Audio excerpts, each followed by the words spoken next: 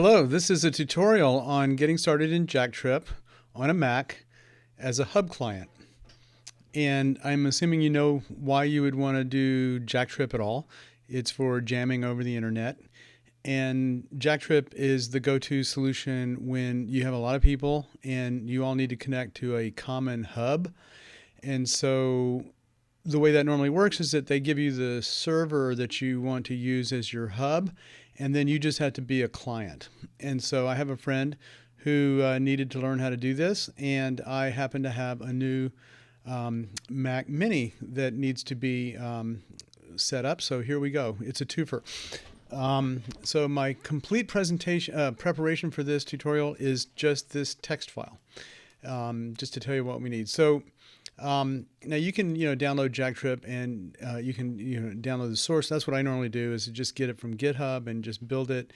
But it's really a lot easier to use JackTrip by Aaron Wyatt, and it gives you a Qt interface, sometimes pronounced cute. It's got a cute GUI, and you can see all the parameters you need there, and that's what I'm going to take you through. And so that's basically JackTrip, and then JackTrip requires Jack.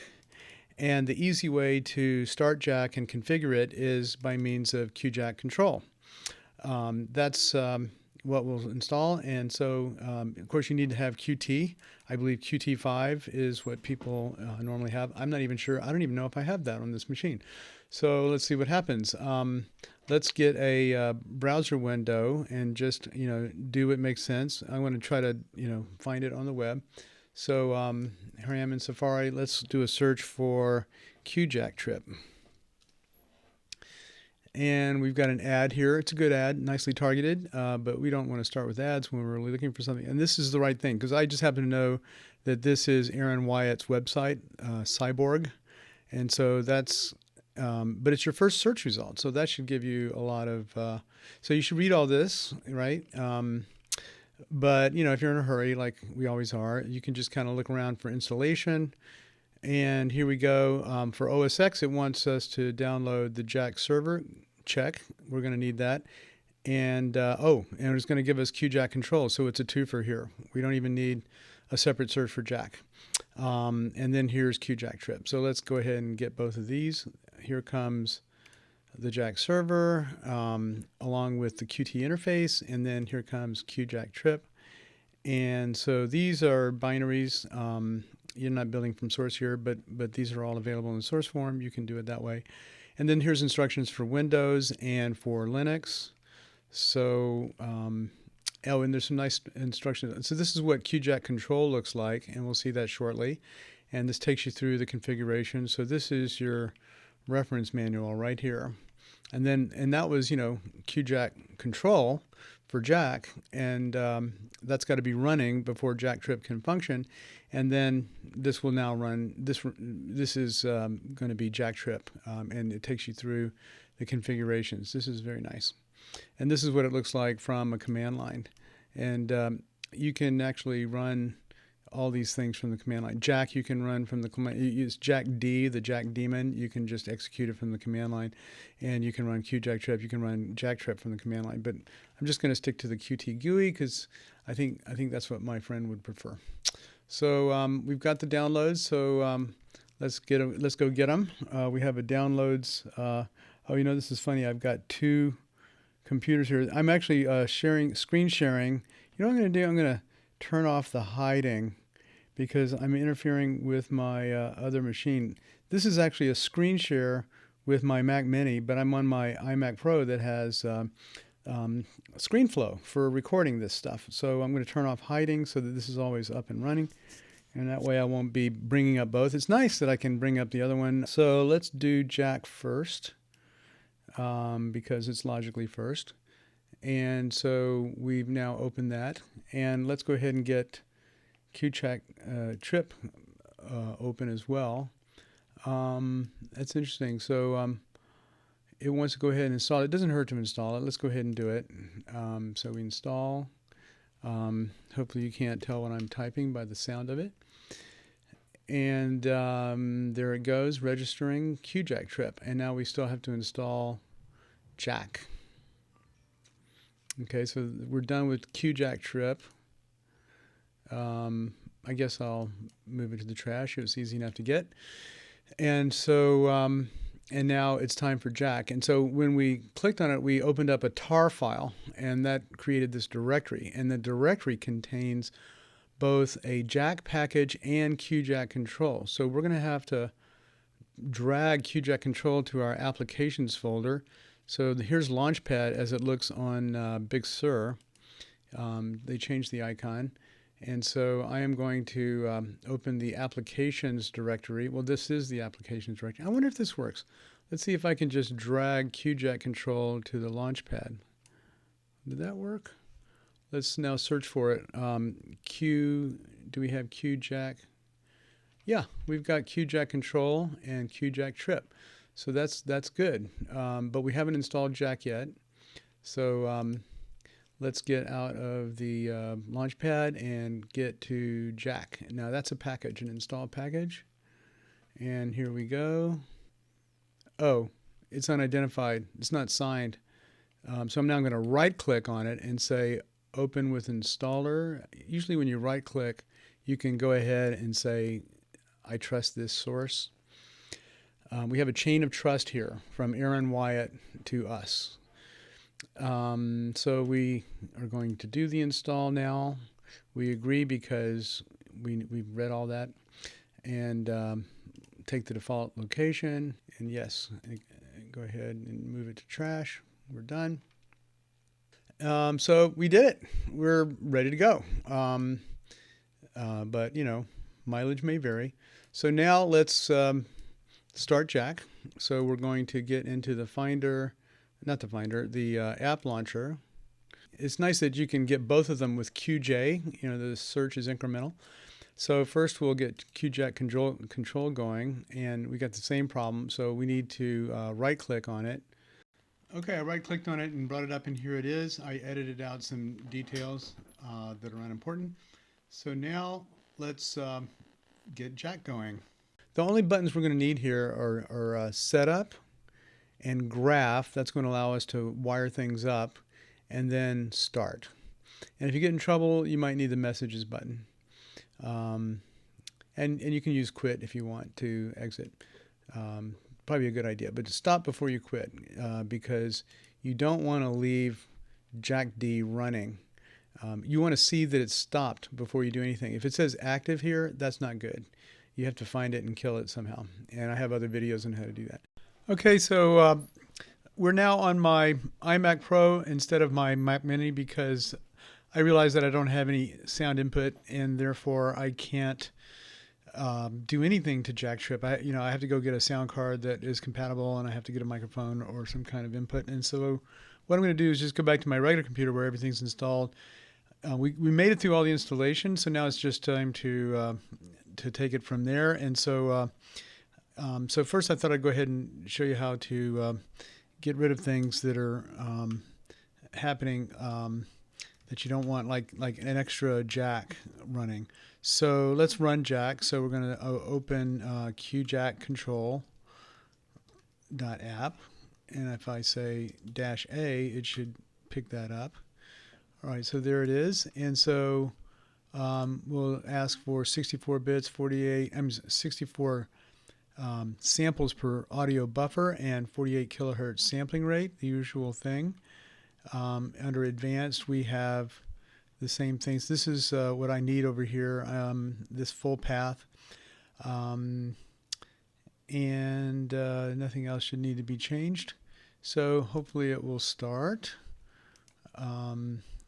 Let's say cancel because nothing was changed, and go starting, nothing. Okay, so this is interesting. It couldn't do it. And I do think I know why. So let's now go to setup and try what was working on the other case, and that is just JackD here. It's really looking for a different file, right? And I'll explain.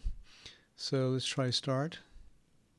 So that worked. Okay, so what happened here was on this computer I had a different version of Jack installed, and you could not command tab to it the way this one can.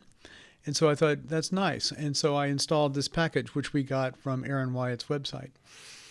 And so that's great, except that it uses a different version of Jack. It's even 2 different file names.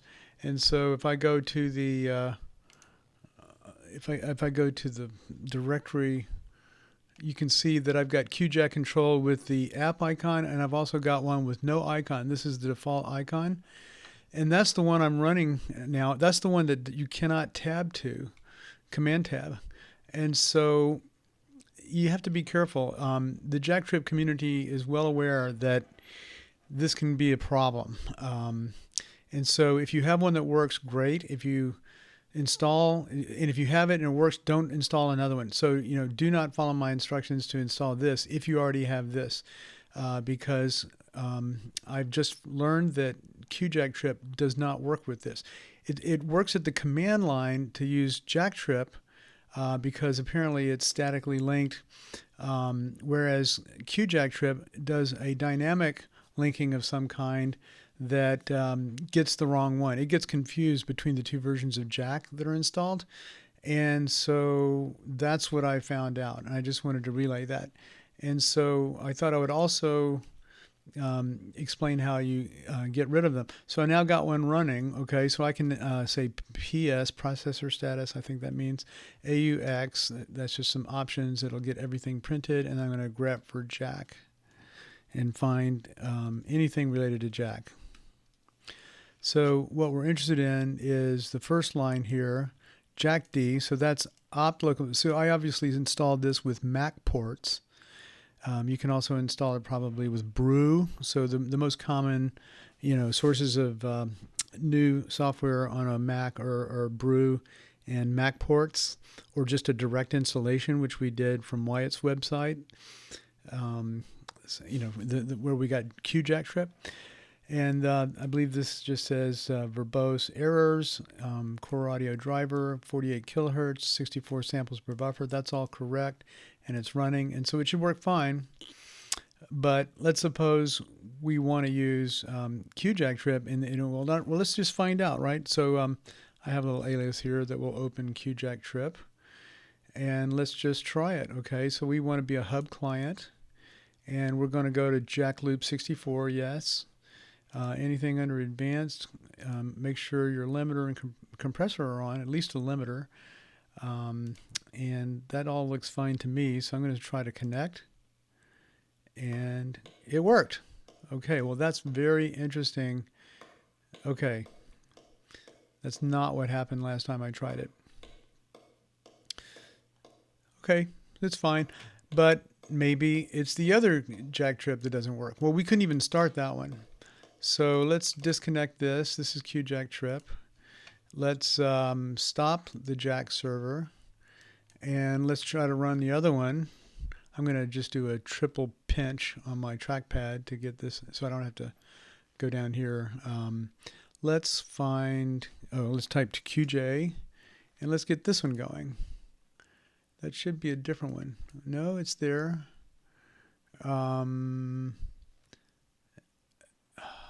Oh, I just changed its file name. So I kept using this, but I just changed the file that it was accessing.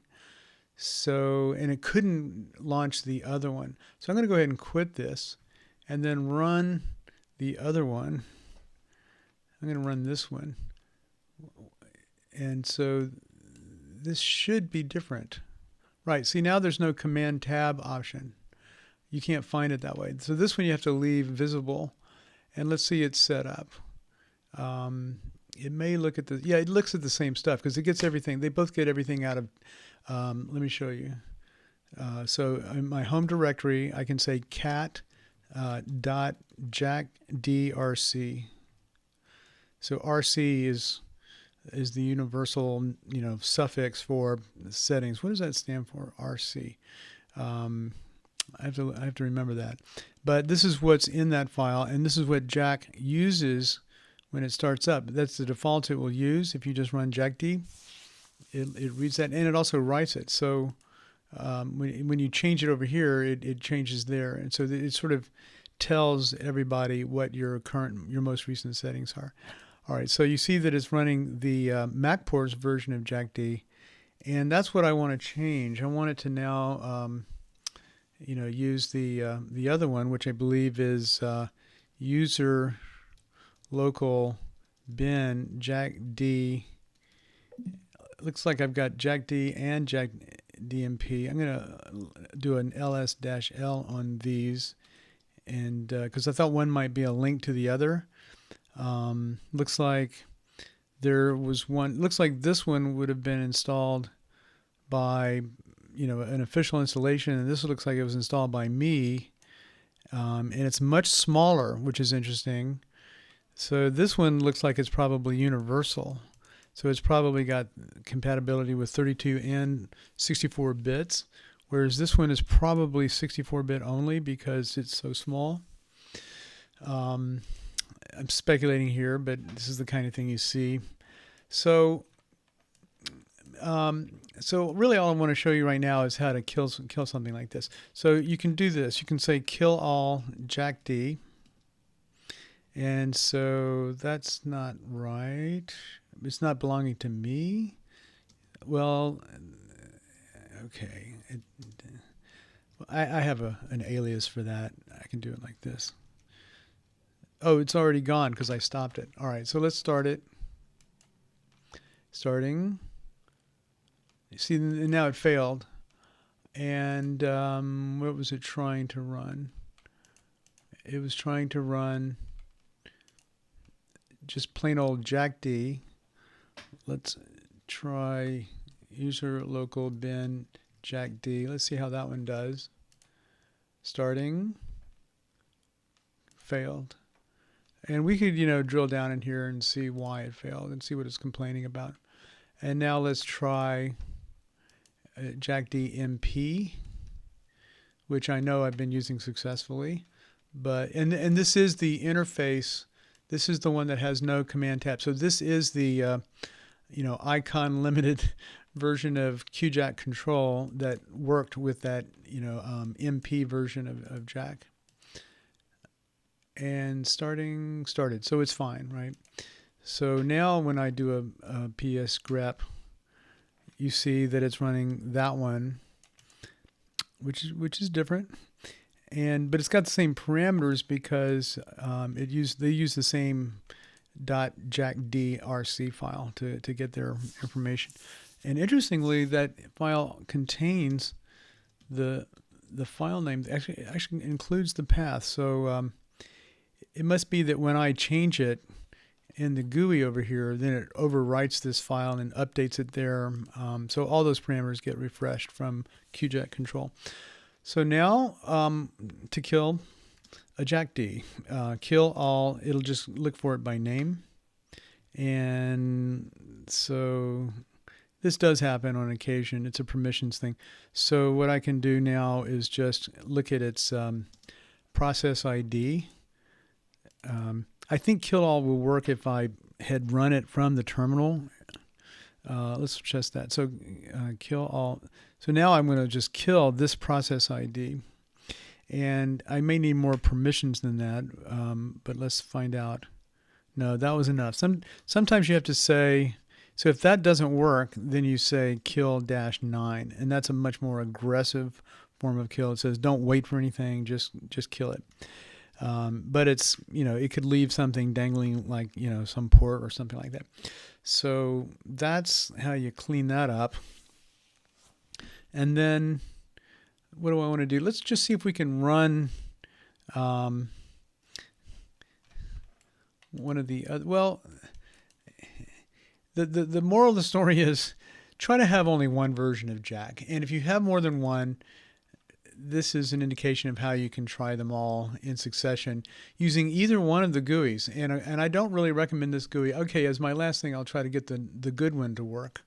So I'm going to pinch zoom again and go QJ in the app launcher. And I'm going to get this one going because I like it. And then I'm going to go to its setup and I'm going to look at advanced. And let's see if it can use the one. I don't think it can. And I have no idea why. But let's take those settings and try it. Starting failed, and I think it has something to do with dynamic linking confusion.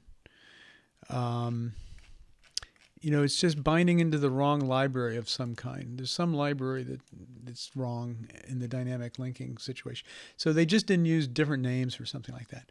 So let's now try going back to, let's just try JackD. We know that's there. Started. So it likes that one. That was the small one, right? So we got a Jack running, and we got it in the nice icon. So I'm just going to leave that. And now if I cat my .jackdrc file, you see that it calls for user local bin jackd.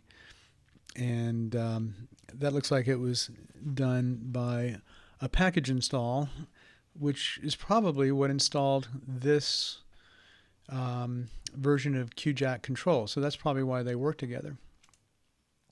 All right, well, that's probably more than you really wanted to know about all this, but when you get into trouble, it's trouble.